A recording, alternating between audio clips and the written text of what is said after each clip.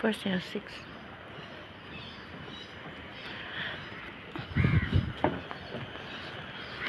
Let's go guys. Punta tayo kay Sis Emily.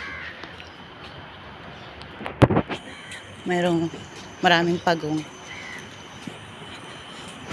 Diyan ang kay Sis Joanne. Good morning Sis Joanne. Walking tayo everyday.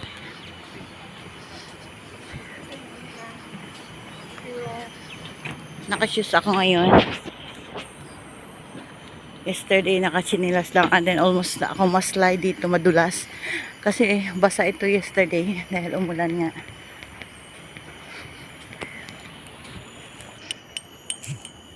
Ganda ng mga flowers niya, yung yellow. Sa baba.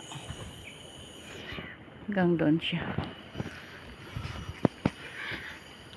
Time check is 7:45. Let's go. Okay, dito tayo sa may Sauhana Road, Block 410.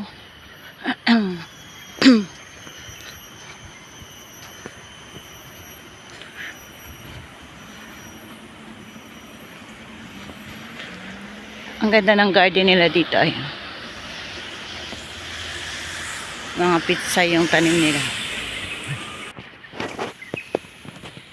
Okay, at ang kanilang flood control guys, so, ang ganda.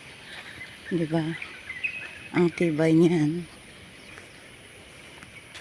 Hanggang doon pag malakas ang ulan, hanggang doon yung tubig nila.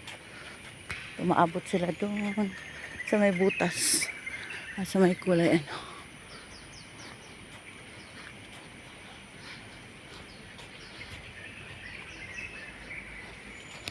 Let's go.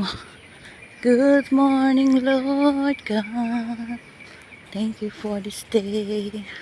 It's Tuesday, August 2nd week. Third week ng August na, guys. Ang bilis ng araw, di ba? Yung una, bago pa lang sa Singapore, sasabihin, ay, 2 years lang ako. Ayoko na. Nakaka-homesick, uwi na ako. And then, namulayan mo na lang, natapos na yung kontrata mo ng 2 years. Then, nag-renew ko na naman ng another 2 years. Hanggang hindi mo na mamalayan is naka 10 years ka na pala or more than 10 years. Ganun talaga. Maraming reason. Maraming reasons kung bakit nag-extend na nag-extend.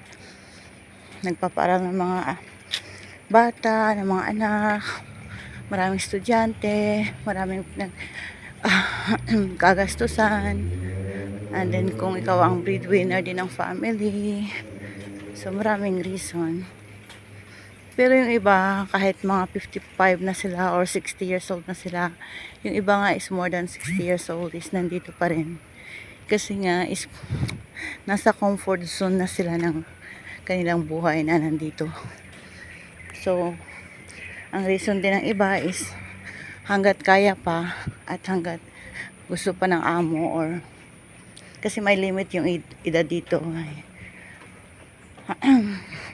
So, pag mga 60 plus na is hindi na pwede. Pero, depende sa amo yun kung gusto pa ng amo at ang amo ang may responsibility sa lahat. Kung halimbawa kasi nga may edad na. So, yun ang inaano ng Ministry of Manpower. MOM. So, yeah. So, yung reason ng iba, kahit gano'n na may mga edad na nasa 60 plus at still nandito tayo na yung ayaw nila umuwi at malakas pa rin daw. Is nasa comfort zone na sila ng kanilang buhay dito. So, yun. But depende naman, depende sa tao kung kahit nasa comfort zone na kung gusto na umuwi at makasama ang pamilya. Dati alam ang buhay natin. Isang araw malakas, isang araw manghina na. So yeah, uwi ba tayo na mahina na at ang pamilya natin alagaan na lang tayo? Or uwi ba tayo na malakas pa at mag-spend ng more time pa sa family? Quality time. So, start na ang flag ceremony. Eskwelahan kasi yung dyan. Elementary school. Pag sa atin, sa Pinas is elementary, high school. Pag dito ay primary, ang high school ay secondary. I think kasi British ang ano nila dito.